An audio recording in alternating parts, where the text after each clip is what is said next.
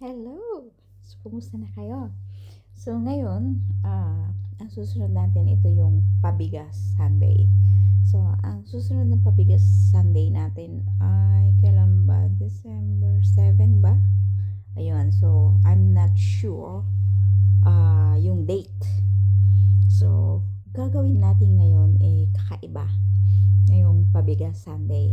So, ang question natin is malalaman mo hanggang sa mapanood mo hanggang sa dulo itong video na to. So, kakaiba ngayon ang gagawin natin. So, para naman matuwa yung iba. So, may pa-games tayo. O, diba? Masaya. Para hindi laging yung bigas lang ang makukuha nyo. Diba? Pero bihira. Kumbaga sa yun yung way natin na gagawin ngayong 7 December. So, hindi ko alam kung 6 or 7. So, tingnan na lang natin. Ipopost ko mamaya yung question natin sa Pabigas Sunday. So, wala kayong gagawin kung hindi panoorin nyo tong video para malaman nyo hanggang sa dulo. Sa dulo ko sasabihin kung ano yung pag-games natin. O, diba masaya na dito tayo, napapanood nyo ako, tapos yung mga napipili na 5, napapanood ko din sila at nakikilala ko sila. Kasi sa totoo lang, sa dami ng mga bagong tao sa Balagan o Kamambugan, Bengal, hindi ko na kayo kilala. Bihira na yung mga nakikilala ko, sa totoo lang. Tapos yung mga bago naman, kumbaga sa hindi ko alam. Yung mga ibang kaklase ko pa ata dyan sa elementary. So, graduate din ako dyan sa Balagan. Ayun. So, paano ko ba sasabihin sa inyo na ngayon nga, dami-dami na nga bahay, di ba? Ayun. So, ito lang yung way para nagkakausap tayo, nakikita nyo ako, nagsasalita ako. Ayun. Tapos, nagkukumustahan tayo. At dahil December na, may mga pakulo tayo. Para maging masaya naman ang lahat, diba? Ayun. So, excited na ba kayo kung ano yung eto dapat yung mapipili nyo. So, paano ba? Itong pag-games ko, napakasimple. Kumbaga, meron akong ayun. So, wait. Ayun, ituloy natin. Medyo kanina naputol yung pag-uusap natin. Kasi nanonood ako ng TV dito. Medyo maganda yung lumabas. Kaya sabi ko, i-post ko muna itong ginagawa ko na video. Ayan, so ito na. Meron akong 5 envelope dito. Ayan o. So nilagyan ko siya ng 1, 2, may mga number yan, 3, 4, 5. O, diba? Ngayon, dito sa 5 envelope na to, dito ko ilalagay yung meron tayong $10. So, o, diba? Nahuhulaan nyo na ba kung ano yung pag-games natin? Ilalagay ko ito, isa dito sa mga envelope na to. Okay. Huhulaan nyo ngayon kung saang envelope siya. So, ilalagay ko na ha. Ayan. So, hindi ko sasabihin, isa sa mga envelope na pinaglagyan ko. Ayan na. Ano yung muna natin? Ayan, inano natin. So, ayan makikita nyo ha. Inilagay ko siya sa isang envelope.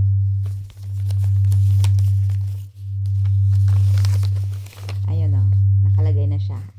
Ayan o, nakalagay sa isang envelope at isi-sealed natin siya. Okay, isi-sealed natin. May tubig ba dito? Wala akong tubig dito. Ay, ito pala. Nasa gilid ko. Isi-sealed ko siya ha. Ayan na, nakita nyo, may pera siya. Andun yung $10. Nakasave yan.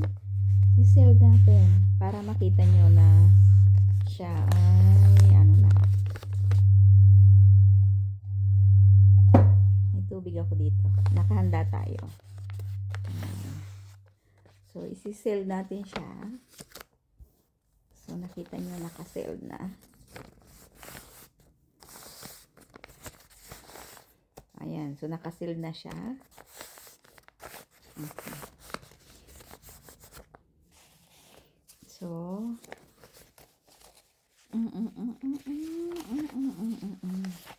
ngayon, doon sa binigay ko sa inyo na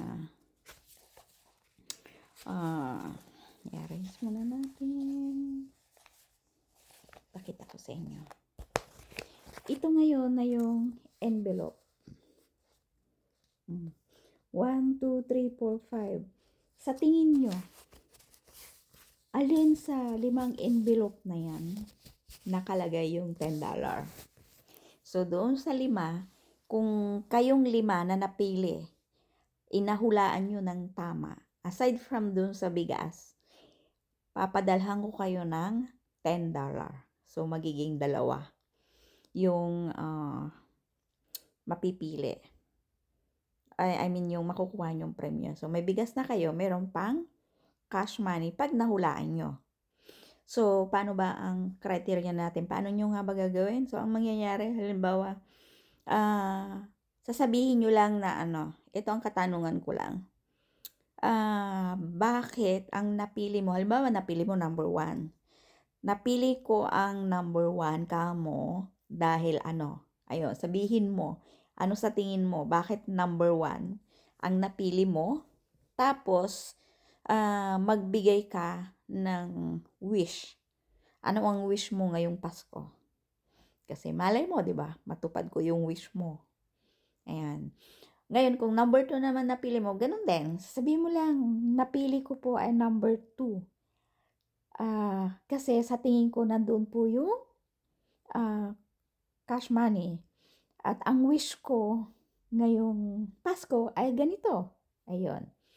Kung number 3 naman, so ganun din. Ang napili ko ay number 3. Kasi sa tingin ko, nandyan po siya. Or hula ko lang, baka nandyan. At ang wish ko ngayong Pasko ay ganito. Mga ganun. So sabihin nyo, ganun lang ang ilalagay nyo sa comment kung alin ang napili nyo. So, ituloy natin. Number 4 ang napili nyo.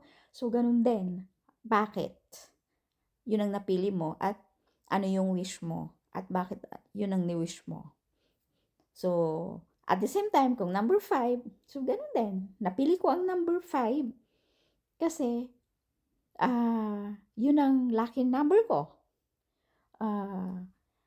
Tapos, ano yung wish mo ngayong Pasko? So, ang wish ko ngayong Pasko ay ganito. So, ganun lang. So, para ilalagay ko, so pag inano ko yung pangalan mo, ilalagay ko na number 3 ang napili mo. Tapos, bubuksan natin ngayon siya sa linggo kung nasaan yung $10. So, kung ikaw ay napili, so kung walang nakakuha, halimbawa yung 5 na makukuha ng mapipili natin at yung number na napili nila wala doon yung cash. So, bigas lang ang nakuha nila. Pero kung nahulaan mo kung nasaan yung ayun. Tapos, ang dagdag points pa, malay mo, di ba? Swertehin tayo. Yung wish mo matupad o di sa Pasko. Meron kang pandagdag. So, depende po yan sa magiging natin sa mga susunod na araw. So, wala pa akong idea. So, ayun. Yun po ngayon ang ating pakulo ngayong Pabigas Sunday. So, kung lagi kang nanonood, malalaman mo kung ano yung mga pakulo natin. So, lagi niyong susubaybayan kasi lagi tayong may pakulo para matuwa ang lahat ngayong December. O, diba? Okay po, hanggang sa muli at good luck po sa lahat ng gustong sumali. Bye for now. Bye.